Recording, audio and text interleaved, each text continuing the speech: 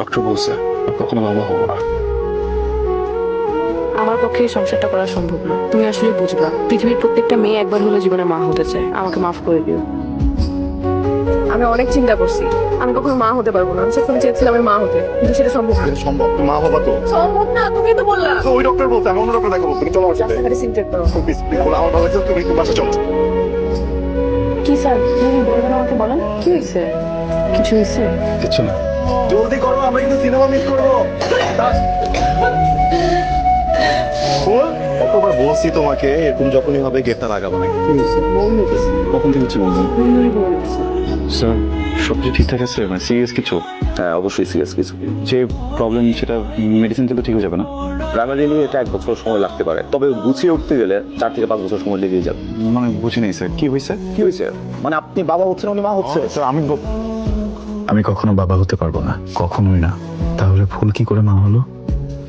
আমি কি জানতে চাইবো, কিন্তু কিভাবে বলবো ওকে যে ফুল তুমি আমাকে ঠকিয়েছো, আমার বিশ্বাস, আমার ভালোবাসা, আমার আবেগকে শুকনো ফুলের মতো ছুঁড়ে ফেলে দিয়েছো। তুমি আমাকে কতটুকু ভালোবাসো? অনেক।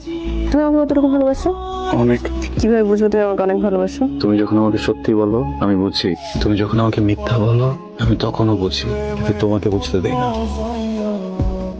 কি ব্যাপার, সবাই এখানে কেন? কোনো প্রবলেম? প্রিয়, আমি যখন বাবুকে নিয়ে স্কুল থেকে আসতেছিলাম তখন দেখি তোমাদের বুয়া চিল্লাচিল্লি কান্নাকাটি করতেছে। আমি এসে দেখি তোমার ওয়াইফের এই অবস্থা। আজ থেকে 2 মাস আগে তুমি বাড়িতে গিয়েছিলে, মা অসুস্থ ছিল, কেউ একজন কলিং বেল চেপে ইন্টারনেটে বিল নিতে আসছে। আমি দরজা খুলে বিল দেই, সাথে সাথে 3 জন মাস্ক পরা লোক সামনে এসে দাঁড়ায়, আমাকে টেনে হিচড়ে রুমের দিকে নিয়ে যায়। আমি অনেক চেষ্টা করেছি বাঁচার, কিন্তু পারিনি। পুরো ঘটনার ভিডিও করে আর আমাকে ব্ল্যাকমেল করতো, ভিডিও ছড়িয়ে দেবার ভয় দেখাতো। আমি কোনো সিদ্ধান্তই নিতে পারছিলাম না। আজ সকালবেলায় যখন ঘর মুছতে গিয়ে তোমার রিপোর্টটা পেলাম, যেখানে লেখা আছে তুমি কখনো বাবা হবে না। তুমি তো সবই জানতে, তুমি তো এটাও জানতে যে বাচ্চাটা তোমার না। তুমি একটাবার আমার সাথে বাজে আচরণ করনি। আমি তোমাকে তোমার মন মতো বউটা দিতে পারলাম না, তাই আমি সরে যাচ্ছি। আমি তোর বারবার বলছিলাম এই ছেলেকে তুই বিয়ে করিস না, এই ছেলে তোকে ভালো রাখতে পারবে না, সুখে রাখতে পারবে না। তুই তো আমার কথা শুনলি না রে মা।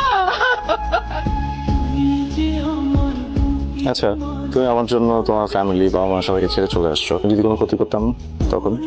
মেয়েদের একটা গুণ আছে, মেয়েরা ছেলেদের চোখ দুটো দেখলে বুঝে ছেলেদের নিয়ত কি। আমিও সেই তোমার চোখ দুটোই দেখলাম, তোমার নিয়ত বুঝলাম। কি বুঝলাম চলতে? তুমি এমন একটা ছেলে, আমার তো তুমি কখনো ক্ষতি করবাই না, কিন্তু আমার যে ক্ষতি করবে তাকে তুমি মেরেই ফেলবা। প্রিয়, প্রিয়, তুমি কিছু করবে না।